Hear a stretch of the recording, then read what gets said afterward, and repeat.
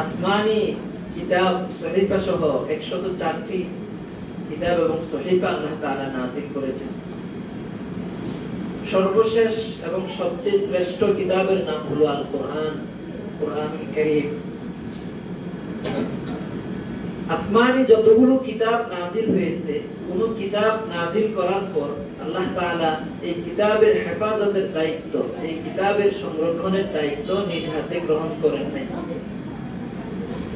কিন্তু কোরআনুল কারীম নাযিল করার পর আল্লাহ তাআলা ঘোষণা দিলেন যে কিতাব আমি আল্লাহ নাযিল করেছি এবং এই কিতাব সংরক্ষণের দায়িত্ব আমি আল্লাহ নিজ হাতে রেখে দিয়েছি। আল্লাহু আকবার।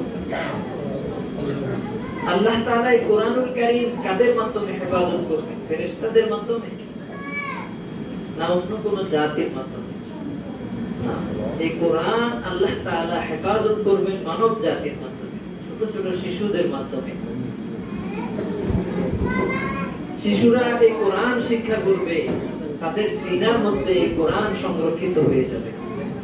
এভাবেই কিয়ামত পর্যন্ত এই কোরআনকে আল্লাহ তাআলা সংরক্ষণ করবেন।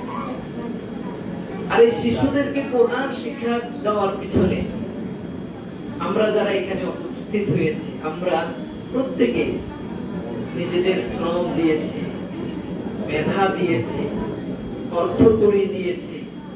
আমার সন্তানকে কোরআন শিক্ষা দেওয়ার জন্য একটা দ্বীনি প্রতিষ্ঠানে আমি ভর্তি করিয়েছি, তার মাসিক খরচ আমি দেওয়ার চেষ্টা করেছি।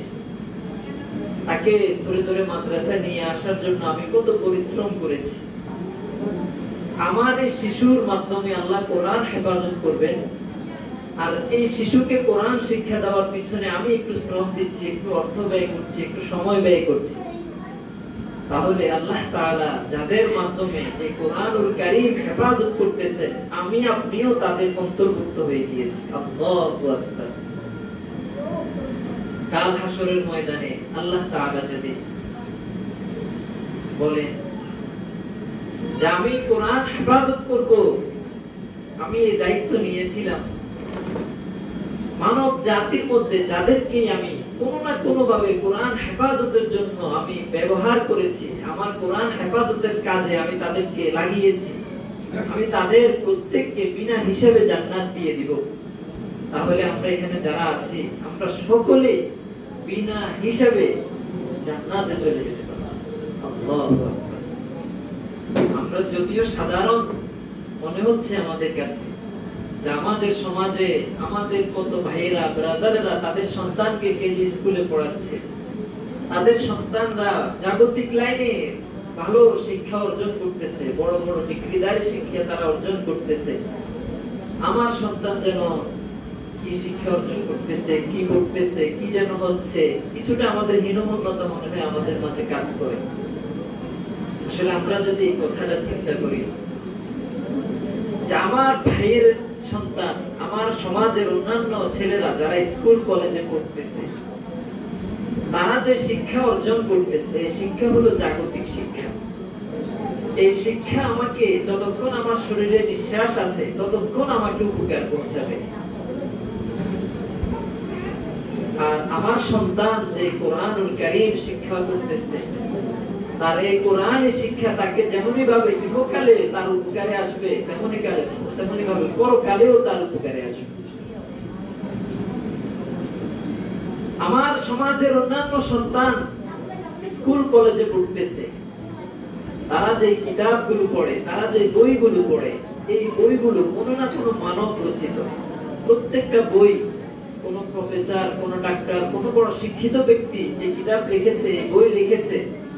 আমার শিশু এই কিতাব পড়ে, এই বই পড়ে সে ধীরে ধীরে ডাক্তার হচ্ছে, ইঞ্জিনিয়ার হচ্ছে। কিন্তু আপনার আমার সন্তান যারা এই প্রতিষ্ঠানে, দ্বীনি প্রতিষ্ঠানে কোরআনুল কারীম পড়ে, আচ্ছা বলেন তো দেখি কোরআনুল কারীম এটা কি কোনো মানব রচিত কিতাব না সরাসরি রব্বুল আলামিনের পক্ষ থেকে অবতীর্ণ একটি কিতাব? আল্লাহ তাআলা কোরআনুল কারীমের মধ্যে ইরশাদ করেন, ওয়া ইন্নাহু লাতানজিলু রাব্বিল আলামিন নাযালা বিহির রূহুল আমিন আলা কলবিকা লিতাকুনা মিনাল মুনদিরিন। রব্বুল আলামিন ইরশাদ করেন এই কোরআন এটা রব্বুল আলামিনের পক্ষ থেকে অবতীর্ণ কিতাব। রূহুল আমিনের মাধ্যমে, জিবরাইল আমিনের মাধ্যমে আল্লাহ তাআলা আরশে আজিম থেকে আমাদের প্রিয় নবীজি সাল্লাল্লাহু আলাইহি ওয়াসাল্লামের সিনা মুবারকে এই কোরআন আল্লাহ তাআলা নাযিল করেছেন। আল্লাহু আকবার। এই কোরআনের সম্পর্ক সরাসরি আরশের